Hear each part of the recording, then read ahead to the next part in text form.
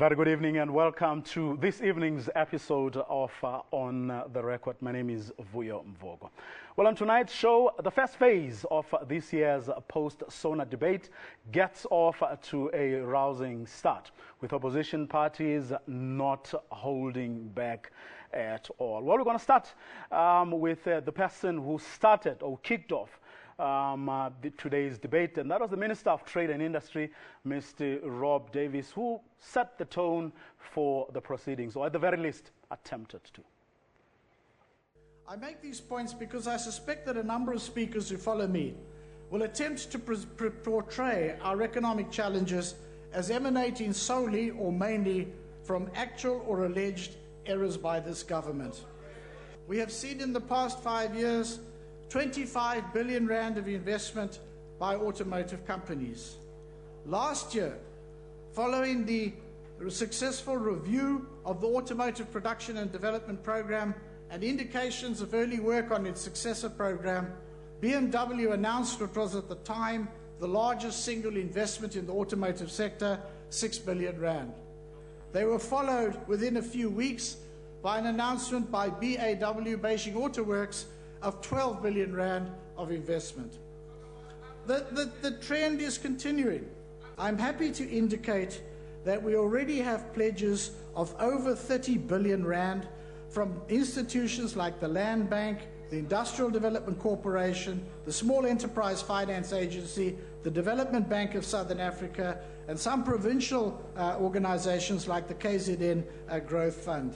As early as 2013, Honorable Speaker, we had taken a decision to position ourselves as the energy hub for the rest of the country, particularly focusing on cleaner forms of energy. We did so cognizant of the fact that the future of our planet and its inhabitants is dependent on how well we care for our scarce, precious natural resources.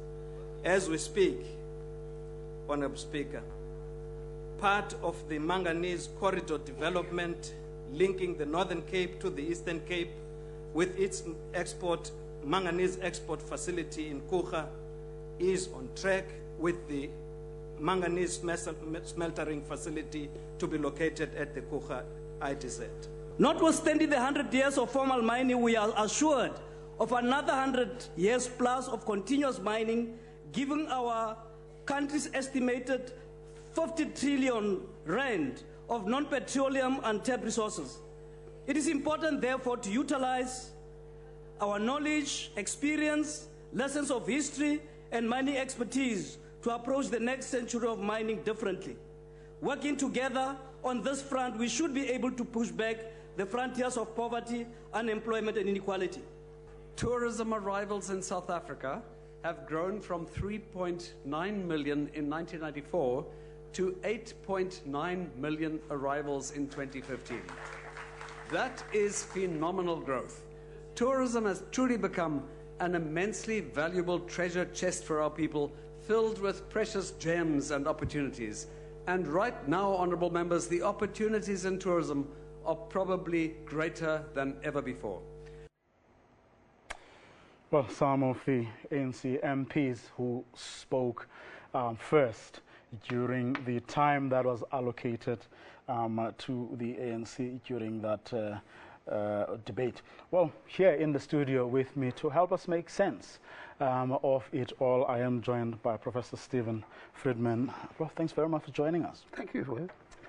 Just from the clips that we've chosen, something struck me there, or particularly struck me, and that was how the Minister of Trade and Industry, Rob Davies, kicks off. He's the first speaker. He kicks off by talking about what the government has done, what it's going to do next. And then every other person, remember, in between the other person, in between, for instance, Phumulo Masualle, the Premier of the Eastern Cape, Deputy Minister Oliphant, and the Tourism and Trade Minister, the Tourism Minister, Derek Hanekom, there were opposition MPs that spoke, but I'm parking those for a while. Because I want us to focus what I thought was a trend. You could at least read something into what they were doing, or at least they were trying to do. Did you also get that sense? Yes, I think that's true, because I think the interesting part of what was going on is, in theory, they're supposed to be talking to each other, the parties. They're not talking to each other. The ANC at the moment is talking mainly to the business community and to people who matter in the economy. It's trying to reassure them. There have been these talks. There's the budget speech, of course, next week. And most of the ANC speeches, I mean, there was Minister Sisulu who came at the end who took on the opposition. But most of the other government speeches were designed to send messages to business, to send messages to potential investors, to say, look, don't believe the story that this is a disaster area. Yes, there's a lot wrong, but this is a country which has got a lot of potential. So it's really, as the State of the Nation address was, it's all about the economy, and it's really a dialogue with people who aren't in Parliament at all.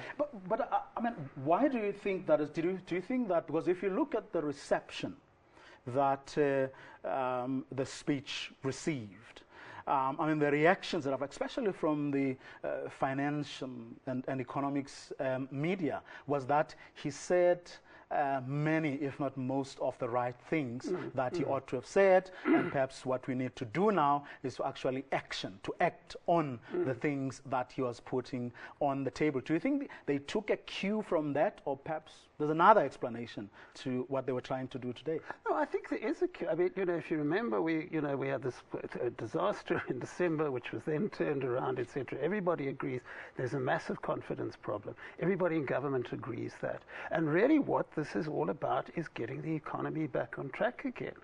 And really, as I keep, that government spokespeople do not get up and say, how do I answer what the opposition's just said? They get up and they say, how can we send a message out there into the economy to show we're listening to you, we're trying to move forward?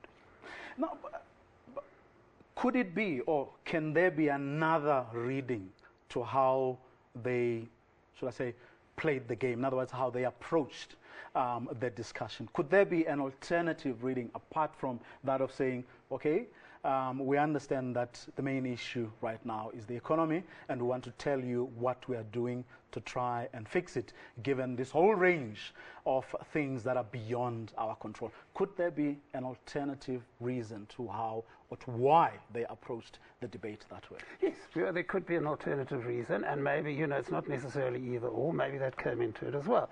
The alternative reason would be a strategy on the government side to say, look, we're not getting involved in this argument. They are hurling stuff at us. We're not going to hurl a whole lot of stuff back. We are going to show voters as well as business people that we are serious about the issues of this country. So that the message that would get sent out is, on the one side of the aisle, you have people who playing to the cameras, who grandstanding, who saying what sounds nice, and on the other side, you've got a group of people who are talking about the things that really matter to most South Africans. Do I have a job? Do I have an income? Are the public services that I depend on being looked after? So it could also have been a strategy to say, well, look, the high ground here is to then say to the public, to the voters, look, there's one side of Parliament here which takes your concerns seriously, and there's another side that wants to entertain you. So it's maybe a mixture of the two. Did the strategy work, though? Well, I can't tell you whether it's going to work with voters. We'll have to see as the election campaign develops. But I think that it is working up to a point with business. In fact, I would say that the danger at the moment is not that government is in danger of losing the intention of business. It's that government always needs to remember that we are still a country with huge poverty and inequality. That yes, it's important to make business feel better about this country, but it's also important to make millions of people living in poverty feel better about this country. And there's always the danger that you lose the balance. But certainly, my sense is that, not people in business are very skeptical. There's a trust barrier, etc. But I think there is a sense in business that a conversation is taking place. Of course, the real crunch is going to be next week's budget speech, because I think a lot of them are waiting they're assuming, look, all this is doing is paving the way. They want to see the nuts and bolts in the minister's budget speech, and I think then you'll get a very clear sense of whether it's working with business or not. Oh, considering the fact that, the president met with business on the eve of his State of the Nation address. In fact, even now, the Deputy President, again, was on a charm offensive today, speaking to a group that included many business people among the people who were there.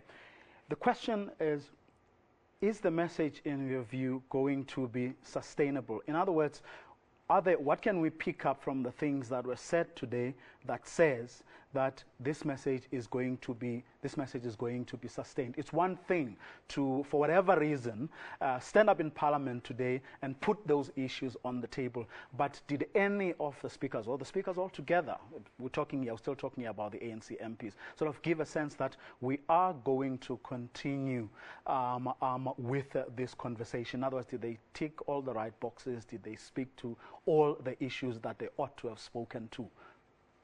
Look, I think that the problem they may have, which will also depend on how the negotiations with business go, is that they might be accused of being too defensive, if you like. The argument may be, okay, you've told us what you think you're doing right, but we all recognize there's a problem. What are you going to do to try and fix it?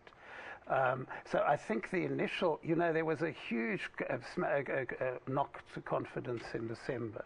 So I think the first step is actually making people feel, well, that problem is being dealt with. And I think it probably has gone some way to doing that.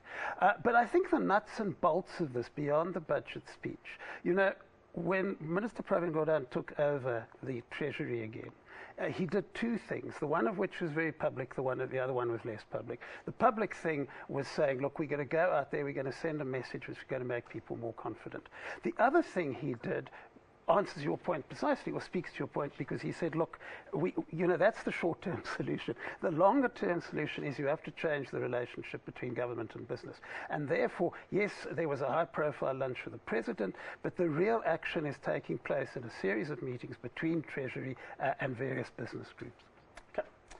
We're going to take a quick ad break. After the break, we look at what some of the opposition leaders had to say.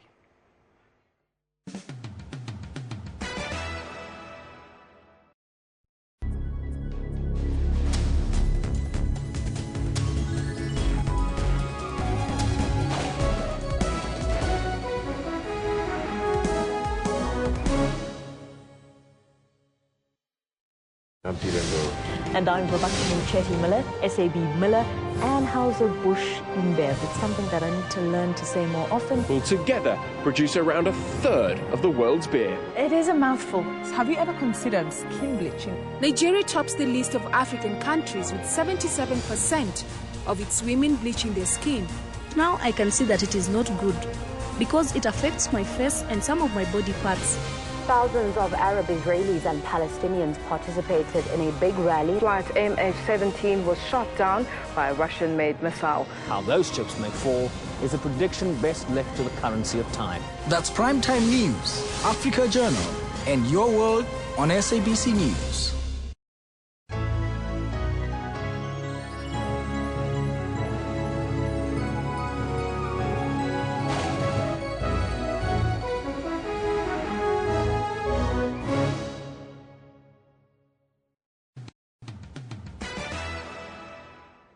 Welcome back, and if you've just joined us, we're looking at the debate of President Jacob Zuma's State of the Nation address, which began in Parliament today. A little later, of course, we will be speaking to Premier of the Free State, Ace Magashule, who was the first Premier to give a State of the Province address. That's a little later, after when we're done with this part, which is the debate of President Jacob Zuma's State of the Nation address. Moving on, Stephen Friedman, if we may, to just some of the comments that the leader of the Democratic Alliance had to make in his when he was responding to President Jacob Zuma's State of the Nation address. Let's take a listen. Planet Zuma is a place where the president can replace an excellent finance minister with a backbencher that nobody has ever heard of. It is a place, honorable members, where an international fugitive wanted for genocide is welcomed and given refuge. Planet Zuma is a place where young people who stand up for their right to learn are dismissed as part of a third force and charged with treason. It is a place where mine workers can be massacred by the police without an apology and without compensation for their families. Planet Zuma is a place where our president lives in a galaxy far, far away from the lives of ordinary South Africans.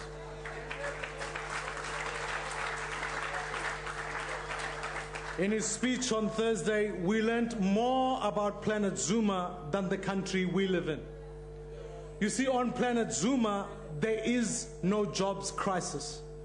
This is why in the president's speech, we didn't hear anything about the 8.3 million South Africans who are jobless. See, on Planet Zuma, all children have access to a quality education. This must be why the president didn't mention basic education once. On Planet Zuma, our state-owned enterprises are, in the words of the president, performing well. And on Planet Zuma, every problem can be solved by setting up a committee, a task team, or a commission of inquiry. Madam Speaker, the president lived up to our expectations on Thursday. We expected to hear the empty words of a man out of touch with the people, and that is exactly what we got. We knew what to expect, but we came to listen anyway, and we stayed until the bitter end. Because this is what the South African people expect of us. They expect us to be here in this parliament, making it work. Let me be clear. We came to listen to the president out of respect for the Constitution and the office he holds. But we did not come out of respect for Jacob Zuma.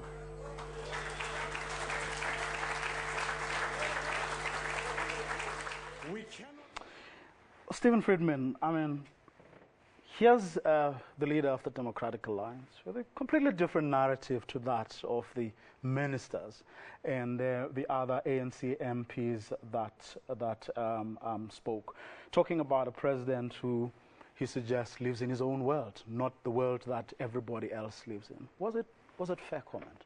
Well, you see, the question is less whether it's fair, whether it's fair comment depends where you are on the political spectrum. So it confirms once again my point. They're not talking to each other. I mean, none of that was directed at anybody in the ANC. It was directed over their heads at voters. Now, what the DA strategy is clearly at this stage is to say they believe that the president is deeply unpopular among voters. They believe that if they hammer this point, Jacob Zuma's no good, etc., that they will get people out in the polls in the local elections to vote against Jacob Zuma and to vote for them. Of course, the risk that they're running is that that may be the way their supporters feel about it, who are going to vote for them anyway, but is it the kind of message which is going to persuade somebody who voted for the ANC last time to vote for the DA? Because the interesting point, which they don't seem to be picking up on, is that if you actually analyze the 2014 election results, it didn't have that effect. The ANC, the DA got votes from former COPE voters, it didn't get votes from ANC voters.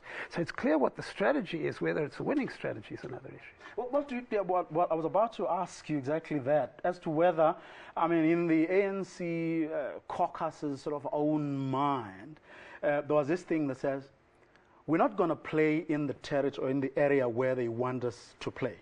We're going to stay in our 18 area, so to speak, right? Because we think it'll be too dangerous to get there, number one. Number two, it doesn't matter anyway, because come the next election, as some of them in fact said, the people will still vote for the ANC. So let's not waste time. Could that have been a... Well, I think that they feel that whether the people vote for the ANC or not is not going to depend on the way they respond in this particular parliament. I mean, if you look at Gauteng, for example, which is a place in which the ANC did badly in 2014, I mean, there's quite clear what the Gauteng ANC strategy is. It's to actually reconnect with voters, to go out to the grassroots, to say, look, we actually do care about you, etc. And obviously there would have been a feeling that, it's far more important that people in Attridgeville should know that you come there when there's a problem with transport than whether you react to what the opposition says about you. And says, because, of course, some of the opposition speakers didn't only go for the president. I mean, Pumzile van Damme from the DA said, no, well, it's the whole ANC, you're going to be out at the next election, etc. Clearly, the ANC strategy today was to say, the message they're going to send to the electorate's going to come not in this parliament, but in other ways.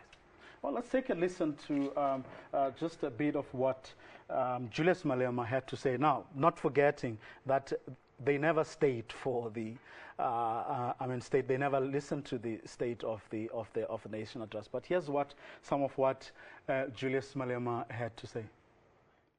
Our people are hungry for land. Land hunger is a reality. Our people are misled to celebrate the so-called middle class and the black executive who are nothing but credit-worthy and indebted blacks who do not own and do not control anything. We are here to ask the whole of South Africa to listen to the voices of struggling masses of our people in the informal settlements like Tembeli, Tles, Twetla, Winnie Mandela Squatter Camp, Krisani Squatter Camp, Joe Slovo Squatter Camp, Jeeps Lord, Alexander, Marikana, and all the dejected and neglected areas where poor black people live. Fellow South Africans, majority of our people in township live in a state of indignity and congestion. They live like pigs when they are alive and even when they are dead. The majority in eThekwini, Sebokeng, Hammanskraal, Soshangube, Umlazi, KwaMashu, Dantsane, and many areas are still forced to share a small piece of land when they are alive. And even in death, they are still forced to share graves where more than 2 people are buried in one grave. My brothers and sisters, let's pay solidarity to... Now, here's a different take. I don't know if you agree. He decides to speak for, shall we say, the ordinary, to speak to the ordinary persons. I'm not going to be part of, we were not part of that speech. We don't even recognize it. We're going to talk to South Africans because we believe they are keen to hear what we have to tell them, how they are suffering in the townships, how they are suffering, wherever they live. But did it work? Well, I think there was a problem about it. I mean, look, first of all, the first thing that must be said about it is this is the first time in a long time that the EFF, in the last 2 years, has actually responded in a debate by pushing some of the themes which got it elected in the first place. Usually it just says what the DA says in a louder voice. So clearly there was a decision taken within the EFF that they needed to talk about those issues. What I found puzzling, because I listened carefully to the whole speech, is I kept on waiting for the second half of the speech, and it never happened. Because the second half of the speech was clearly to say to the ANC, this is your fault, this is what you're doing wrong, this is what we would do better. And we never got that. So what we got was, there's still a lot of racism, there's still a lot of poverty. Black people in this country may have the vote, but they don't have liberation, which is the EFF theme. But then the second half of the story, which is to say what they would do to fix it and to really pin the blame on the government, which is what I thought they were going to do, never happened. Because he went then into the usual refrain, this is an illegitimate president, we're not going to sit in the same parliament with him, and they all walked out. Did you get a sense that the DA had the edge when you compare the two, given that they did go to where you're saying the EFF didn't go? Because after all the stuff about the president living in his own world, Mmusi Maimane then came back to say the DA will do this, cut the cabinet, by so many MPs. This is how we'll run. These are the examples of, this is how we've done it in the Western Cape or in Cape Town, and so on and so on.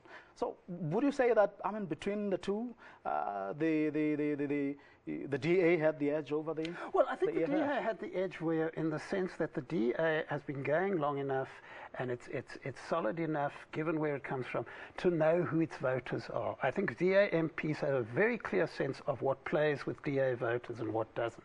The EFF is still trying to find its feet. It doesn't know who its voters are. I mean, just to give you an example, it's convinced that it got 1 million votes from poor people. Most of the evidence shows that it got most of its votes from professional people, middle-class people. So, you know, you're not in the same space as the DA, where whether you like what the DA says or not, it speaks very clearly for a section of South Africa. It knows what that section of South Africa is thinking. And is unapologetic about it. And it's unapologetic about it. I think the EFF is, in a sense, still trying to work out who its voters are and who it's speaking for.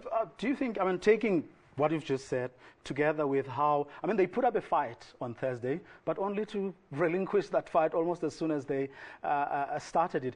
Is that what you're talking about and talking about a party that's still really battling to find itself? No, you see, even, let's look at the strategy. Okay, what was happening last Thursday was quite clearly that both the EFF and the ANC were saying, look, we don't want to be the bad guys. We want them to be the bad guys, etc. But then you read that Dali Mpofu says, no, it was a very clever strategy because what they were trying to do is make sure that they weren't thrown out, because if they're thrown out, you can't come back today.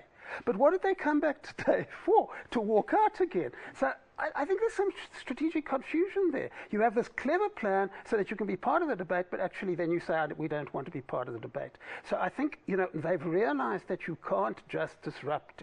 You've got to do something more. And I think they're still floundering around to work out what the more is.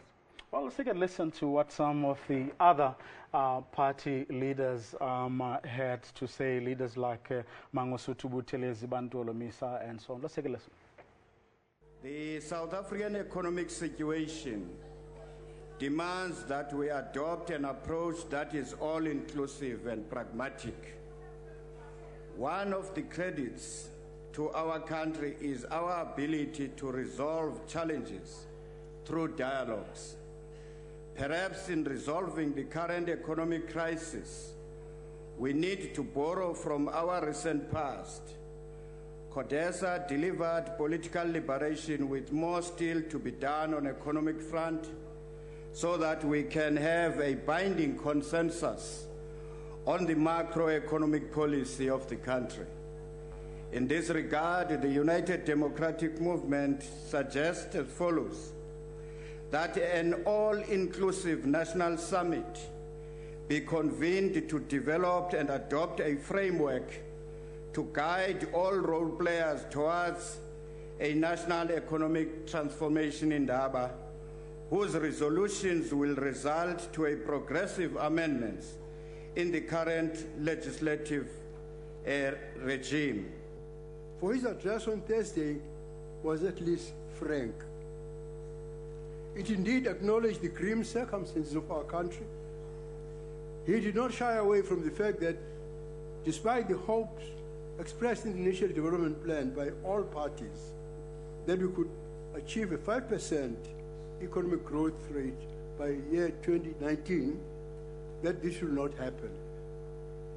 This forces us to face the fact that there is no prospect of turning our economy around in the foreseeable future. For that 5% growth rate was our only hope for creating the level of employment that South Africa needs. Regardless of the myriad challenges put forward to justify the difficulties our economy faces, the closing line of the President's address was honest, and I wish to quote you, sir. We cannot change the global economic conditions, but we can do a lot to change the local conditions.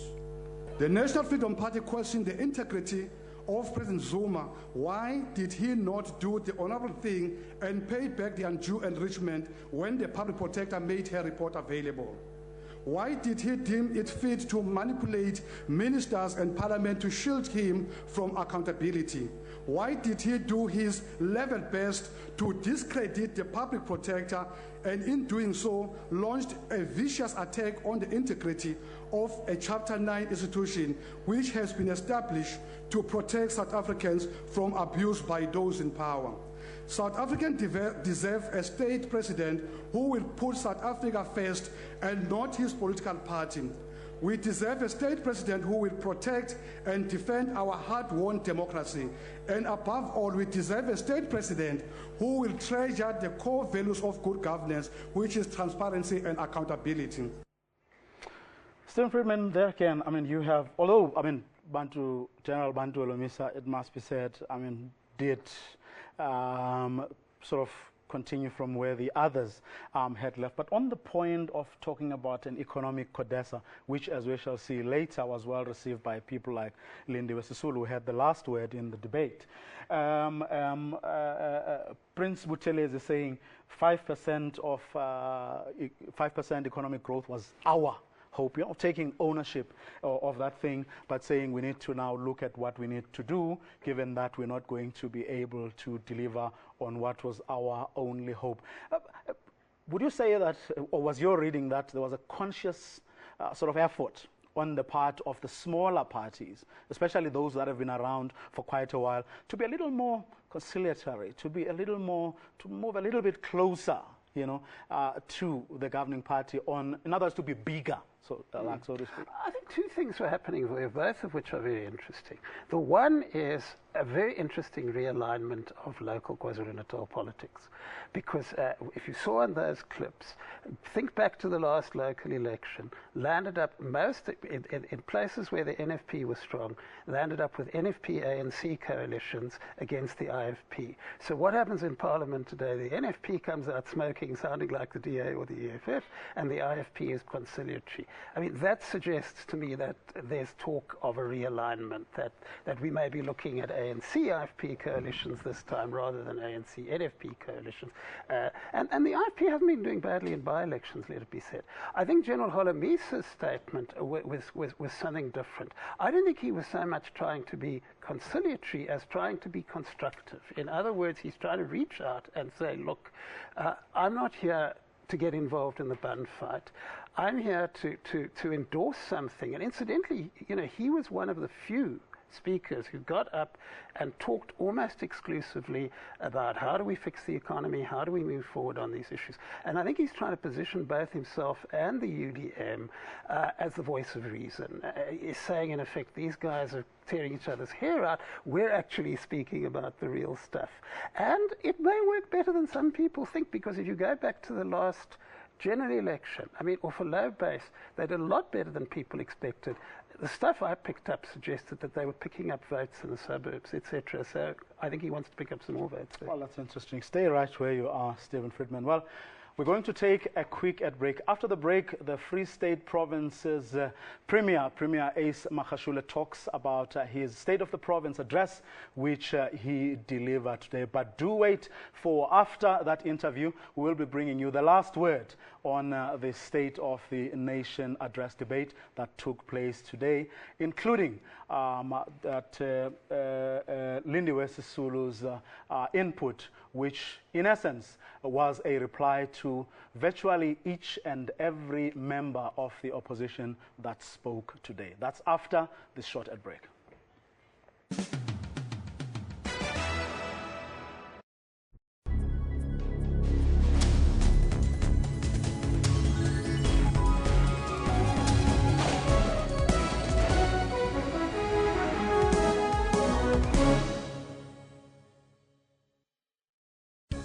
As stories are broken around the world, SABC makes sure you do not miss out. As the stories unfold throughout the day, News at 8 updates all newsworthy stories worldwide. Globally, we are there. Locally, we leave no story untold. Make a date with News at 8 every Saturday and Sunday on SABC News, Africa's news leader.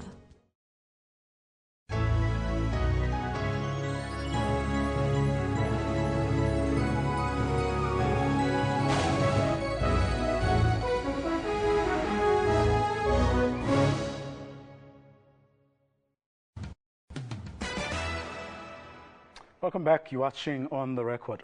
Well, Free State Premier Ace Magashule says recent reports of shortages of medicines in public health care facilities are due to manufacturing and distribution problems. The Premier was delivering his State of the Province address in the Free State Legislature, which sat at the Vista Arena of the University of the Free State in Bloemfontein today. Well, setting the record straight, the Premier said such incidents are sporadic and outside of the control of the provincial government.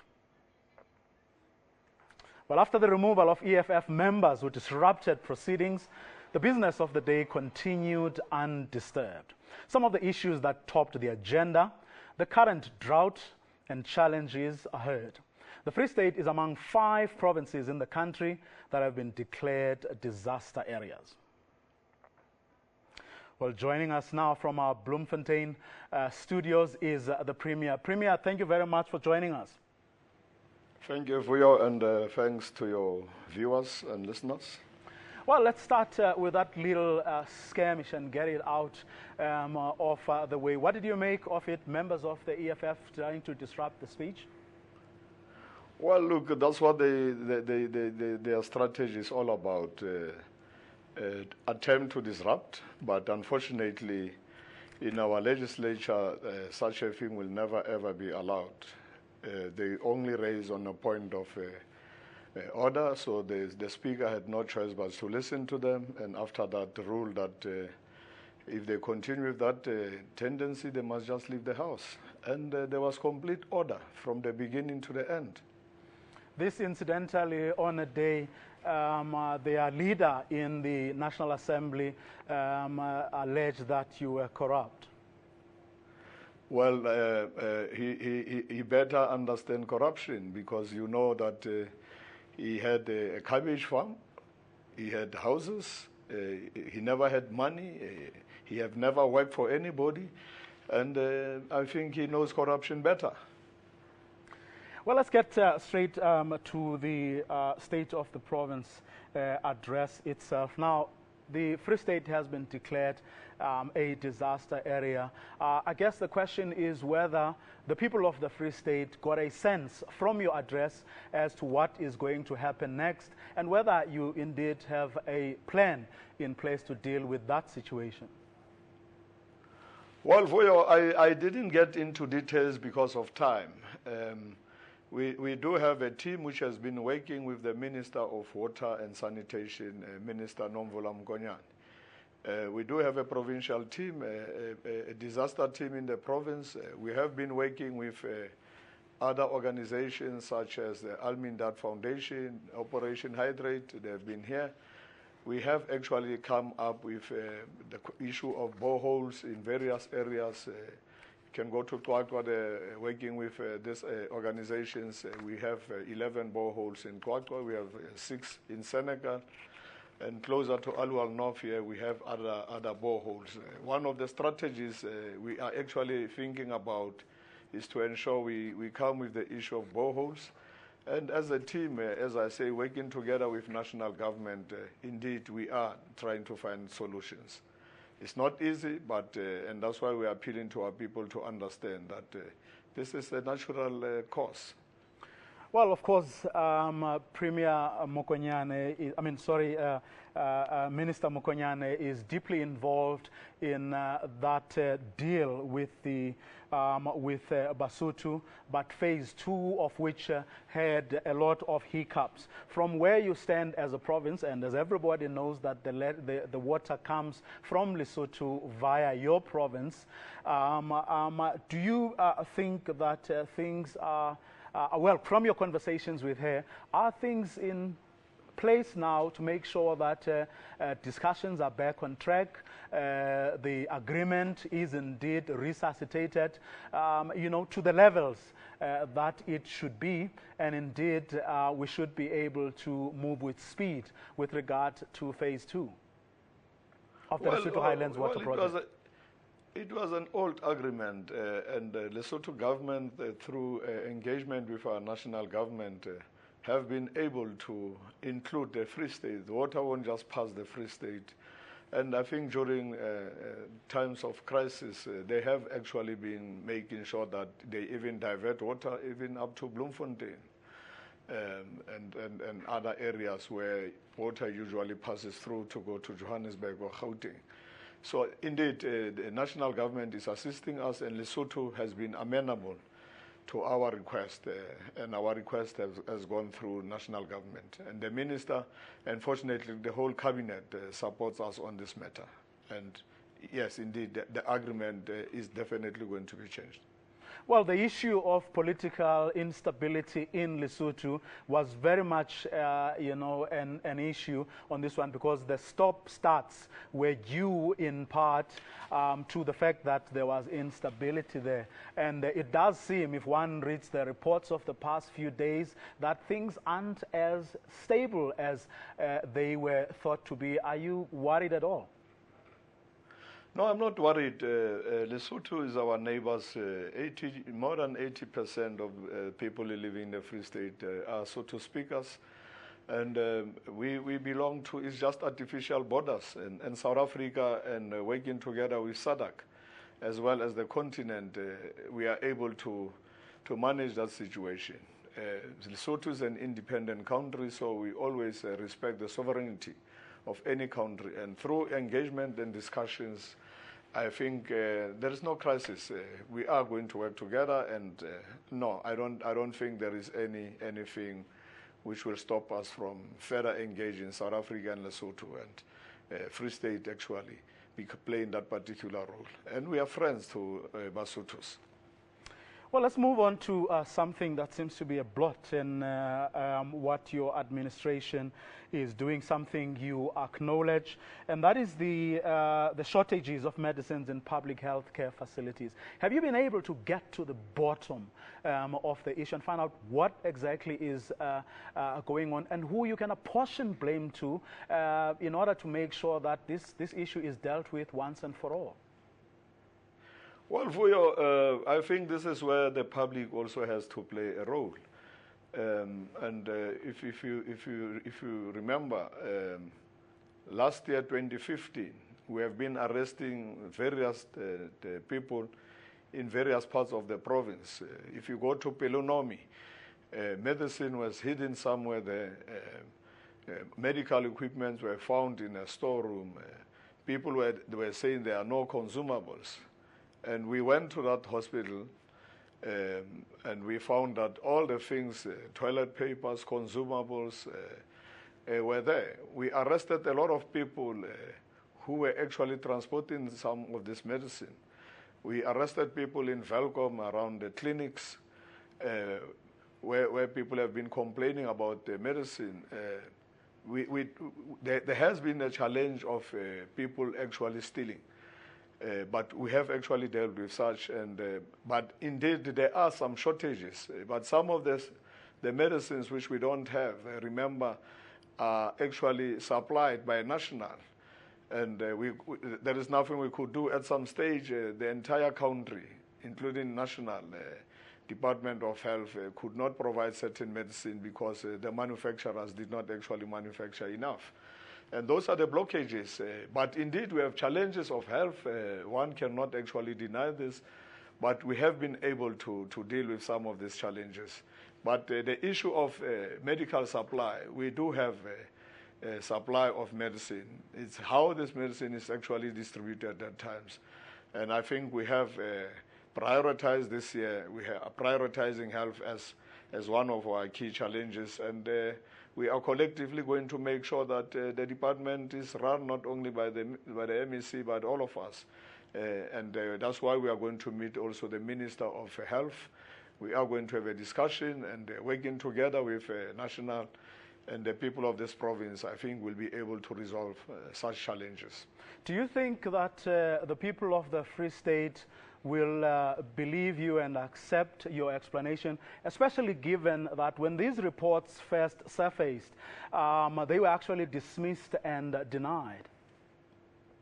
No, we have never dismissed any reports. There were people who were trying to organizations like the TAC, when they started raising some of the challenges. at that time, we never had any problem with any medical supply. And we have always said to the TAC, and if you remember, the TAC has even expelled or dismissed some of those people who were actually leading the TAC in this province, because what they were always saying was never actually factual.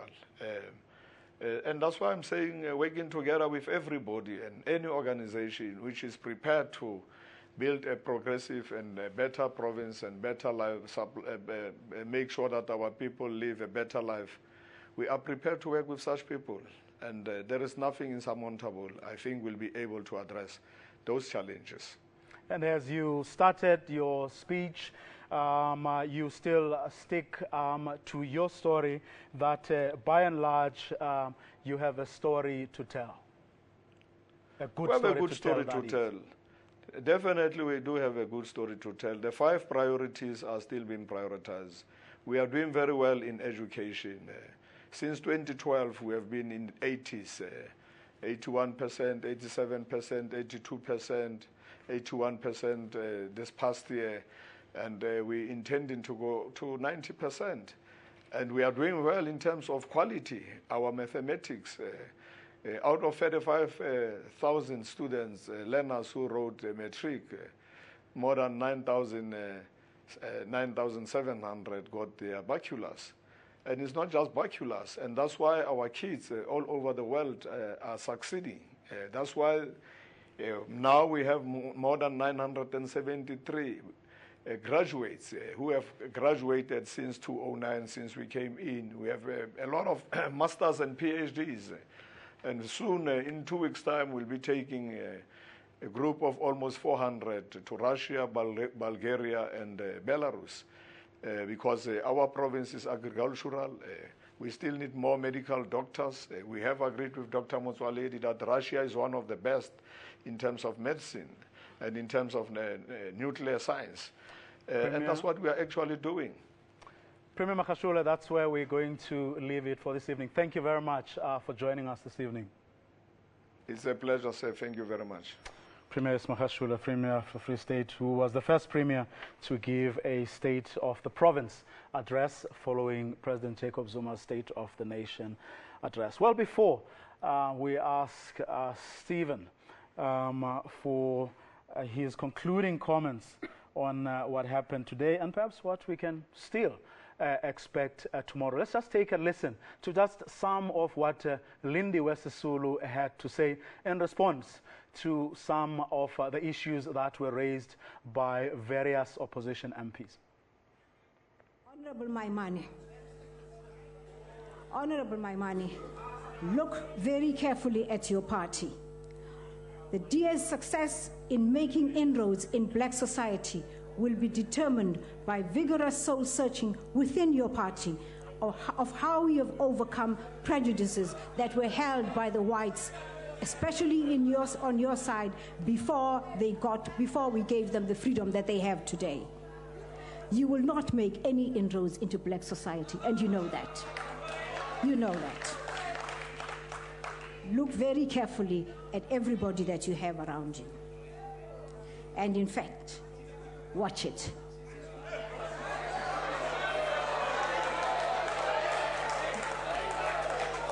Madam Chairperson, we came here in 1994 and deliberately transformed a stifled exclusive parliament into a people's parliament with the intention of making it an institution that is owned by the people. We opened it up to live television, but we did not do this to make it a people's theater. What went on in this chamber on Thursday last week was nothing more than a disgraceful display of tantrums and theatrics. At the last analysis of the ratings of television programs, the parliamentary channel was rated as one of the most watched programs. That is very good for television. But we are not competing with idols here. Parliament was bound to be more vibrant because we have younger people, and we expected that it would be more vibrant.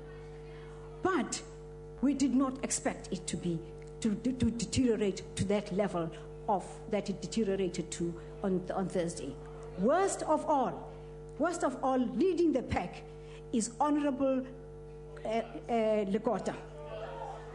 Honorable Lekota is particularly disturbed. It is particularly disturbing that a man who has a background such as he has would have done what he did. He stands up and says the courts have decreed A, B, C, D on the president, and he knows it is not true.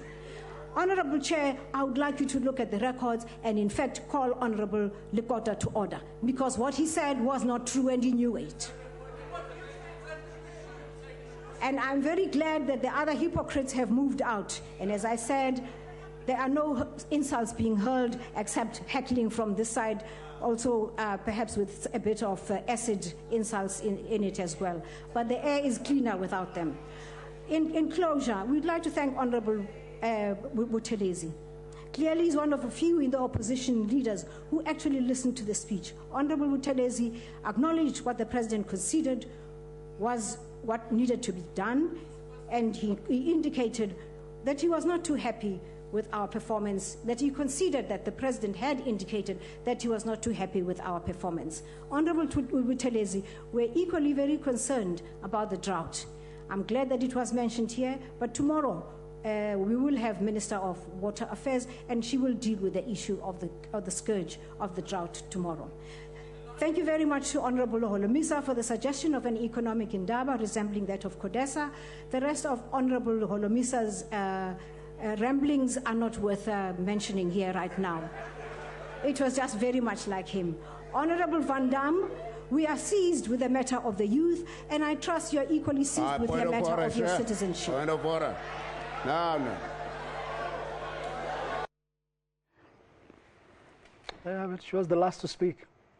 Well, that's a very common strategy in these situations. You see, you have several speakers who say, we're above this, and then you put out the speaker. Because on the one hand, you want to send a message you're above it. On the other hand, you want to get back at the other guy. So I think that was a fairly considered strategy. That on the one hand, they wanted to present the idea that they're above this. On the other hand, send somebody out there to actually, really answer that. But she did look a bit restricted, though. Because she usually gives it to whoever when she feels like. She's usually a lot more fluent than this. I think she was being, there was still the suggestion, okay, you're supposed to go after them, but don't go after them too much. Don't open all the throttles. Don't say everything you want to say. Because I think that although she did go to them to a certain extent, it was still an attempt to say, well, we're not going to, and yes, Buthelezi was being constructive and Holomisa was being half constructive, etc. So I think there was also a fairly obvious attempt to try to drive a wedge between the opposition to say, well, okay, the DA and the EFF, the irresponsible opposition, the IFP, and to a certain extent the UDM are the responsible ones. So yes, I agree that she was restraining herself to a certain extent, but clearly, as I say, there was a decision that somebody had to go out there and say some of these things that the ANC wanted to say. What should we expect tomorrow? Probably much more of the same. Look, on the one hand, the party leaders have spoken. The EFF's not coming back. I think you might have, some angry clashes tomorrow, because the more you go down, in a sense, the more people can say what they want to say, and you can always throw your hands up and say, oh, well, they're just a bit junior, etc. They're not the chief whip or the party leader. So you might have some more. It might get a bit rougher tomorrow, but the parties will be able to say these weren't our leaders, and it doesn't matter. And if you're a president of the ANC sitting and having listened to what was said today, what would you say on Thursday when you reply? Well, if I was this president, I would say to myself, whatever the opposition parties say, I mean, there is clearly a trust problem. And you don't deal with a trust problem as the ANC has tended to do until recently, which is to simply go up there and say to people, look, we're doing a much better job than you think, because it doesn't win people back. If you want to breach that trust problem, you have to actually speak to what they're talking about. If I was his advisor, I would say, go over the heads of the opposition to the voters. But you have to go to the voters with a sense that there are a lot of people who feel that the court case, whatever the outcome of the court case, it was damaging to have his lawyer stand up and say, well, look, we've changed our position. So if I was him, I would realize I have a trust gap to deal with, and I would deal with it in a much less self-congratulatory way than they have been doing in the past. Well, Steve Friedman, that's where we're going to leave it for this evening. Thanks very much for coming. Thank you. Thanks, Friedman. Well, that's all we have time for on tonight's edition of On the Record. From me, Vuyo Mvoko, it's a good night, but do join us again tomorrow evening, same time. My previous life, when I was a friend with Minister of Sports, he received a call from the Guptas. He was still a Deputy Minister of Police, and they told him that he was going to be a Minister of Sports. And that was during the time when he still had courage. He went to the NEC of